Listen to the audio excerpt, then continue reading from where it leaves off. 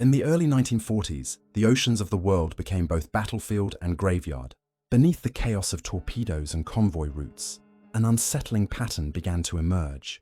Ships vanishing without warning, without trace, as though swallowed by the sea itself. It wasn't the enemy's gunfire that silenced them. It was something far more elusive. This is where the mystery begins. As Allied fleets stretched thin across two hemispheres, the US Navy and Royal Navy fought not just to win the war, but to keep their ships afloat in treacherous, unpredictable waters.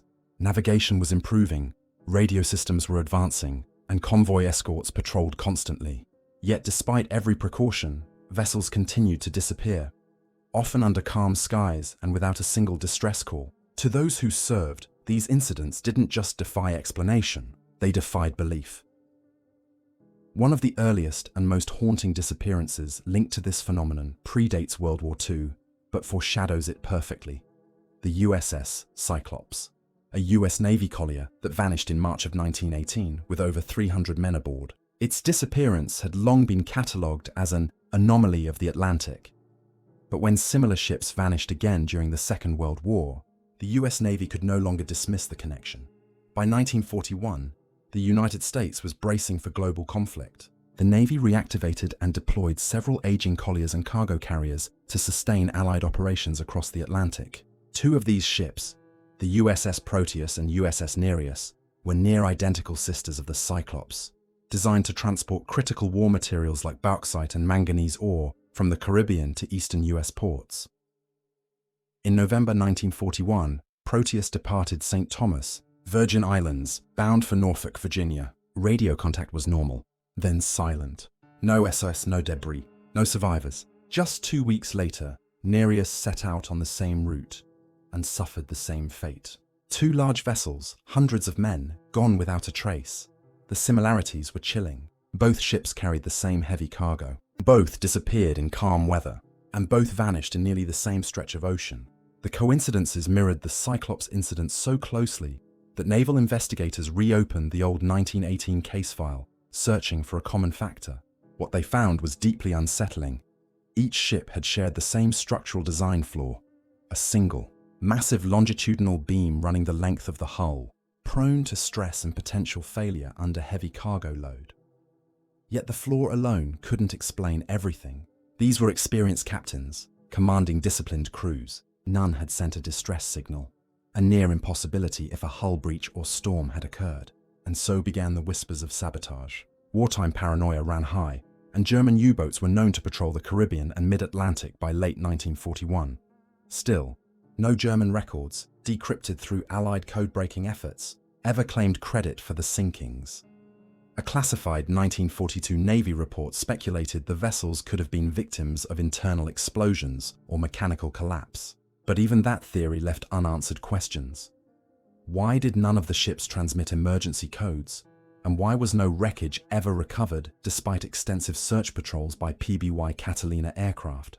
The loss struck the Navy deeply. Hundreds of families received telegrams that gave no cause, no closure. In a wartime interview, a Navy spokesman stated, "The sea is vast, and war has taught us that some truths remain submerged." To this day, those ships remain among the largest non-combat losses in US naval history. Modern marine researchers have since scoured the Atlantic seabed with sonar and submersible drones, searching for traces of the Proteus and Nerea. Nothing has been found. The ocean floor in that region is miles deep, a cold, silent expanse that holds the final secrets of the ships and the men who sailed them. Even now, their disappearance is cited in naval training as a reminder of humility before the sea. Ships can be built stronger, radios more advanced, but when silence falls over open water, the uncertainty is timeless. The Cyclops, Proteus, and Nereus form a haunting trilogy of wartime mystery. 3 vessels lost, connected by design, fate, and unanswered questions. As the Allied fleets grew wary of the Atlantic's dangers, new shipping routes opened to the south, through the rough waters around the Cape of Good Hope. But the mystery of vanishing ships did not end there. In the next chapter of the war, the British merchant fleet would encounter its own ghost story, a vessel that vanished beneath calm skies, leaving nothing but silence behind. By 1940, The British Empire's lifeline ran across the oceans, a fragile chain of convoys that kept the war machine fed and fueled. Merchant ships, often unarmed, braved waters infested with German U-boats. But amid the constant danger of torpedoes and storms, there were losses that defied even wartime logic. Ships that simply never arrived. One of the most mysterious was the SS Waratah, often called the Titanic of the South. The Waratah wasn't a wartime vessel. She disappeared decades before, in 1909, between Durban and Cape Town. Yet as World War II erupted, her story found an eerie echo in a new wave of vanishings that haunted the British Merchant Navy. Sailors whispered her name as an omen, a reminder that even before submarines and radar, the sea could make entire ships vanish. By 1940, that fear became real again. The SS Waratahs, spiritual successors, were the British cargo liners and troop transports that now sailed under constant peril. One ship in particular, the SS Britannia, was bound for Freetown, Sierra Leone, carrying 500 passengers and crew. She departed from Liverpool in March 1941, armed only with a single 4.7-inch gun, little more than symbolic defense against the lurking U-boats of the Kriegsmarine's wolf packs. 3 days out, somewhere in the South Atlantic, Britannia's radio fell silent. No distress call, no position update. Admiralty Command in London waited. Hours became days. Then, a faint SOS crackled through. "Under attack! Fire amidships." And then, nothing. For 10 days, no trace. When lifeboats finally reached the African coast, survivors spoke of chaos, drifting for days, and the ship's sudden disappearance beneath the waves. But one detail stood out. They had seen no submarine. This pattern repeated itself across 1941 and 1942. Ships would vanish en route to Africa or India, in waters where enemy patrols were rare. Theories spread through naval intelligence, structural failures, navigational errors, or unrecorded U-boat attacks. Yet the data didn't add up. British records showed multiple vessels lost in clear weather, no enemy contact. Some had even reported calm seas minutes before going silent. A wartime memo from the British Admiralty, dated September 1941, reads, "Disappearance of merchant convoys along southern route remains without clear cause. Investigation to continue." Behind the scenes, the Ministry of War Transport quietly ordered hull inspections for all cargo vessels older than 25 years, suspecting metal fatigue from overuse. Wartime strain was real. Ships were overloaded, under-maintained, and forced through dangerous waters without escorts. But not every case could be explained by aging steel. One of the most perplexing was the SS Empire Tower, lost in 1943 while sailing from Durban to Freetown. The ship was modern, newly built, with reinforced plating and full radio equipment. Her captain was experienced, her route safe. Yet, the Empire Tower vanished just like the Waratah decades before. Between the same ports, along the same stretch of ocean, search planes and rescue vessels combed the coastline for weeks. They found only oil slicks and an empty lifeboat adrift with no signs of struggle. A former Royal Navy officer, interviewed years later, recalled, "It wasn't the Germans we feared in that passage. It was the silence. You'd look out over the Cape waters at dusk and think, how many ships are down there we'll never find? Even today, sonar mapping off South Africa has revealed hundreds of wrecks, yet none conclusively identified as the Empire Tower. Some divers claim to have found twisted hull fragments far off course, suggesting a catastrophic failure or rogue current. Others believe unrecorded U-boat missions reached farther south than post-war archives admit. The British Admiralty closed most of these cases without resolution, marking them simply as lost due to enemy action. But for the families of the crews, that phrase provided no peace. Many of these ships never faced enemy action at all. They were simply gone, vanished in an ocean that refused to give up its dead. As the war expanded, the British and Americans shifted their focus northward again, to the freezing waters of Norway and the North Sea, a theatre where mystery and tragedy intertwined once more. There, one of Britain's most powerful warships would suffer an equally baffling fate. Not from the sea's secrets this time, but from silence, mistakes, and perhaps deliberate omission. June 8, 1940, the Norwegian campaign was collapsing. Allied forces, cornered by the German advance, were retreating under heavy air attack. Among the chaos, one British carrier steamed south through the Norwegian Sea. alone, silent, and unescorted. Her name was HMS Glorious. The Glorious was one of the Royal Navy's most powerful aircraft carriers, a veteran of the early war years. Once a battlecruiser, she'd been converted into a carrier in the 1930s and now carried squadrons of Gloucester Gladiators and Fairey Swordfish. She'd survived months of operations off Norway, ferrying aircraft, providing air cover, and rescuing stranded troops. But her final voyage would raise questions that remain unanswered to this day. Questions of command, communication, and secrecy. On the morning of June 8, 1940, Glorious departed Narvik, Norway, along with 2 destroyers, HMS Acasta and HMS Ardent. Their mission, to return to Scapa Flow after covering the Allied evacuation. The seas were calm, visibility fair. According to naval procedure, they were to maintain radio contact with the home fleet. Yet Captain Guy D'Oyly Hughes of Glorious ordered complete radio silence. He was determined, it seemed, to return to Britain as quickly as possible, even requesting permission to detach from the main fleet to court-martial one of his air officers back home. The order was granted. That single decision sealed their fate. By mid-afternoon, 2 shadows appeared on the horizon, fast-moving silhouettes cutting through the calm. They were not Allied ships. The German battlecruisers, Scharnhorst and Gneisenau, fresh from operations in the Norwegian campaign, had stumbled upon the isolated British group. Outgunned, outnumbered, and with no aircraft in the air, Glorious was a sitting target. At 16 hours, German shells found their mark. Within minutes, the carrier's flight deck was a firestorm. Witnesses later recounted that Glorious had managed to launch only 1 swordfish before being crippled. Her destroyer escorts, Acasta and Ardent, fought valiantly, charging the German ships head-on in suicidal defense. Ardent was obliterated. Acasta managed a final act of defiance, launching a torpedo that struck Scharnhorst, damaging her hull. Then she too vanished beneath the waves. Of Glorious's 1519 crew, only 43 survived. They drifted on makeshift rafts for 3 days in freezing seas before rescue. The rest, over 1,000 men, were never recovered. The Admiralty, stunned by the scale of the loss, could not explain why a capital ship had been sailing unescorted in hostile waters, or why she had not called for help. Official inquiries after the war uncovered more disturbing details. No distress signal was ever sent. The home fleet at Scapa Flow remained unaware of the battle until it was over. Why?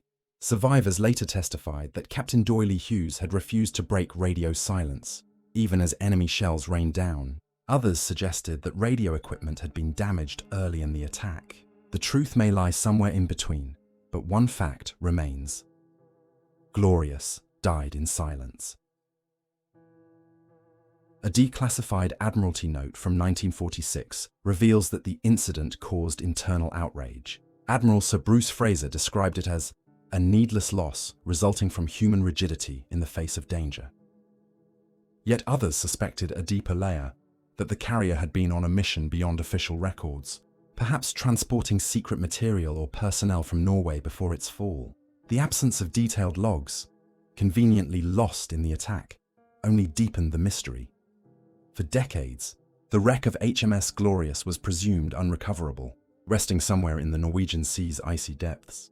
In 2019, nearly 80 years later, Norwegian researchers discovered the wreck 4,000 meters below the surface. The ship lies on its side, her deck guns still pointed upward. Damage analysis confirmed what survivors had said. She was taken completely by surprise. There was no time to launch a defense. The rediscovery closed one chapter, but opened another. Why had such a powerful ship been so exposed? Why had her captain insisted on silence? And what, if anything, had Glorious been carrying that day that merited such haste? The tragedy of HMS Glorious is a story of pride, miscommunication, and loss. But it also reminds us that in war, the line between command decision and disaster is perilously thin. For the men who survived, the silence of those final hours would echo for the rest of their lives. As the Atlantic War intensified, Allied attention turned once again to the Pacific, a new theater of mystery and peril. There, another disappearance would challenge the limits of wartime technology and human endurance, this time beneath the waves themselves.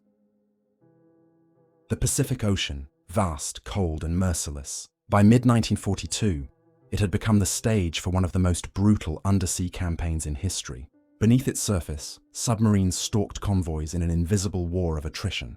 The US Navy's submarine force, known as the Silent Service, carried out deadly patrols across enemy waters. But one submarine's final mission, the USS Grunion, would vanish into darkness, leaving behind one of the most enduring mysteries of World War II. The Grunion was a newly commissioned Gato-class submarine, launched in December 1941, only weeks after the attack on Pearl Harbor. She was sleek, fast, and lethal, equipped with 10 21-inch torpedo tubes, the latest radar, and a crew of 70. Her commander, Lieutenant Commander Manitabele, was young but experienced, known for his meticulous discipline. In June 1942, the Grunion departed Pearl Harbor on her maiden war patrol, bound for the Aleutian Islands, a remote, icy chain stretching between Alaska and Japan. Her orders were simple: patrol enemy shipping lanes near Kiska and intercept Japanese reinforcements. The Aleutian campaign was a forgotten corner of the Pacific War, cold, mist-shrouded, and deadly. American and Japanese forces fought not just each other, but the elements. Visibility was poor, navigation treacherous, and temperatures near freezing. Even before the Grunion arrived, submarines and destroyers had reported violent undersea currents that could drag vessels off course. Still, Abele's crew pressed forward, their morale high, their ship in perfect working order. On July 10th, the Grunion reported sinking 2 Japanese ships and damaging another near Kiska. Her coded messages were clear, confident, and routine. Then, on July 30th, she sent a final transmission to Dutch Harbor. She was low on torpedoes and heading home. After that, silence. No distress signal, no SOS, no wreckage. The Navy waited, hopeful, but by August 16th, the Grunion was officially listed as overdue and presumed lost. For decades, families of the crew sought answers. The Navy's official explanation was mechanical failure. Perhaps a diving plane jammed, or a torpedo exploded on firing.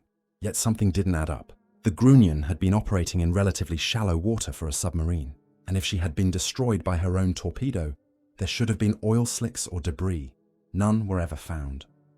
In 1946, a debriefing of Japanese merchant officers revealed a new clue. A transport ship, the Kano Maru, had been attacked near Kiska around the same time. It fired back with deck guns, and one officer recalled seeing a submarine surface briefly, trailing smoke, before disappearing beneath the waves. Could this have been Grunion?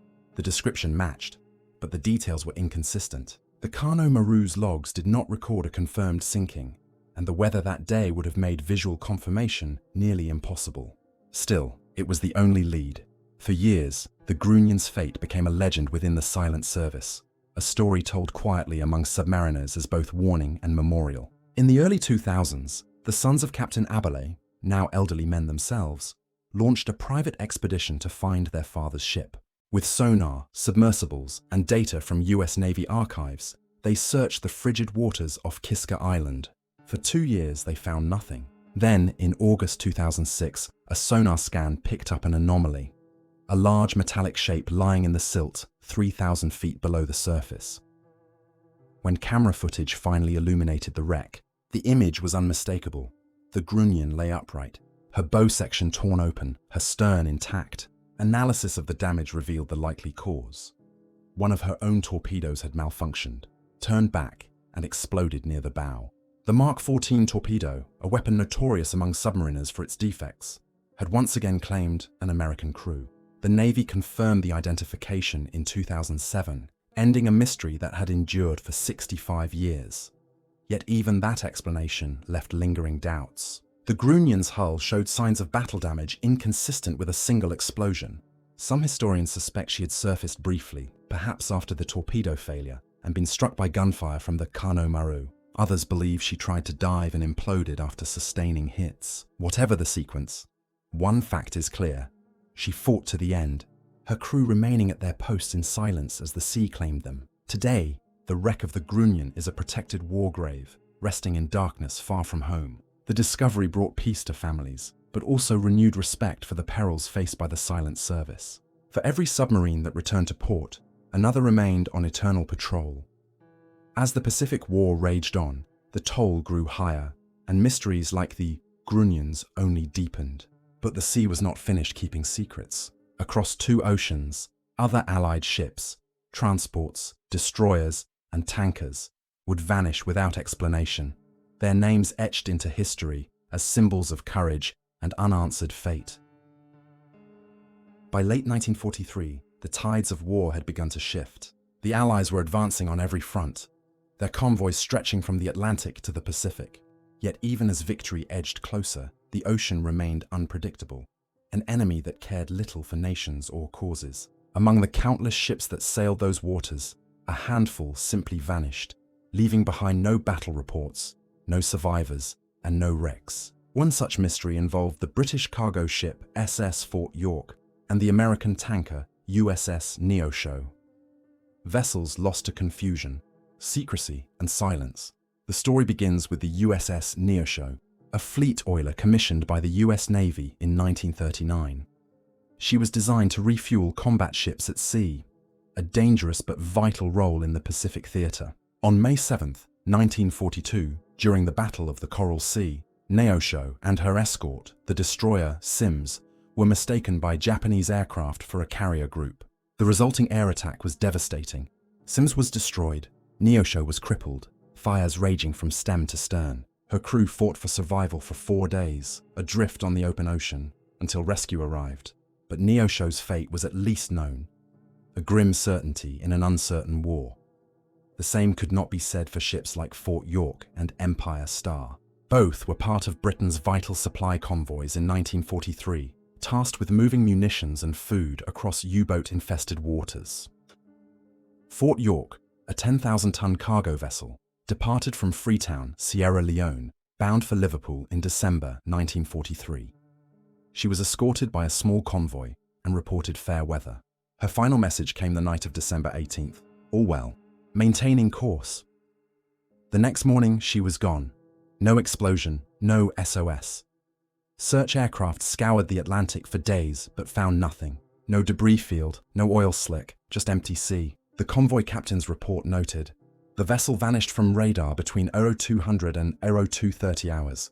Weather calm, visibility clear. It was as though Fort York had slipped beneath the surface without a sound.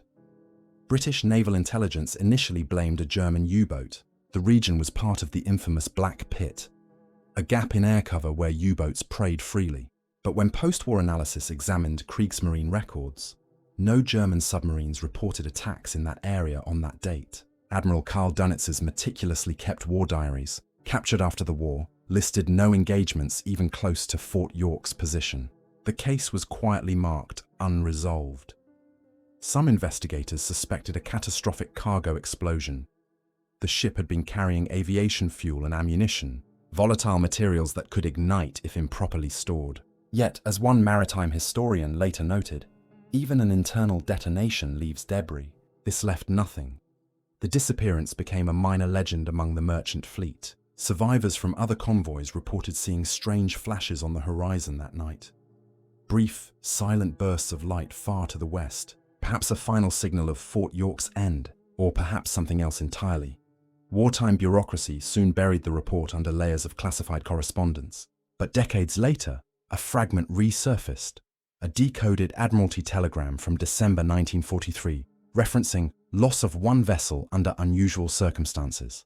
Recommend minimal press coverage. The British government, wary of public panic over shipping losses, often concealed unexplained sinkings under the broad label of enemy action. Whether Fort York was a casualty of war or of the sea itself remains uncertain. Meanwhile, similar vanishings occurred across the globe. In the Indian Ocean, the British transport SS Limerick disappeared without a trace near Ceylon, carrying troops and cargo. In the South Atlantic, the American freighter SS Paul Hamilton exploded in 1944, its cargo of bombs vaporizing the ship in seconds, yet no wreckage was ever found. The sea absorbed them all. In recent years, deep-sea scans have located hundreds of wartime wrecks, some astonishingly preserved in the dark, silent depths. But others, like Fort York, remain missing. Theories persist. Uncharted mines, magnetic anomalies, sudden hull failures, or rogue waves, freak phenomena powerful enough to swallow entire ships. But none explain the perfect silence, the lack of any distress call, the total absence of evidence. To sailors of that era, the ocean was more than a battlefield. It was a living thing, unpredictable and unforgiving.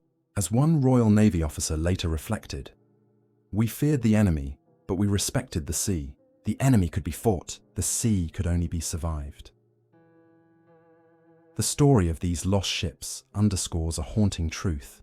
Even with radar, escorts, and vigilance, there were moments when warships simply ceased to exist. Their coordinates logged, their names etched on memorials, but their final moments, forever unknown. And as the world celebrated victory in 1945, families waited for ships that would never return. Some names were read aloud at ceremonies, others faded quietly into naval archives. Yet the mysteries persisted, because for every vessel that disappeared, the question remained the same. How can a ship vanish completely in an age of total war? The final chapter explores that question, examining the legacy of these vanishings, the modern discoveries that shed new light on them, and the enduring silence that continues to surround the ocean's lost warships. The Second World War ended in 1945. Guns fell silent, fleets returned home, and the oceans, those vast theatres of death and mystery, slowly reclaimed their peace. But not all vessels returned. For some, their war never truly ended. They remain out there still, rusting in the dark, silent witnesses to a conflict that consumed the world.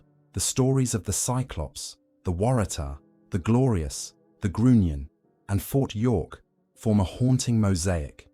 5 ships, 5 mysteries, one unbroken question: why did they vanish? Even in peacetime, the oceans kept their secrets close. Allied records, opened decades later, revealed a common thread among these disappearances.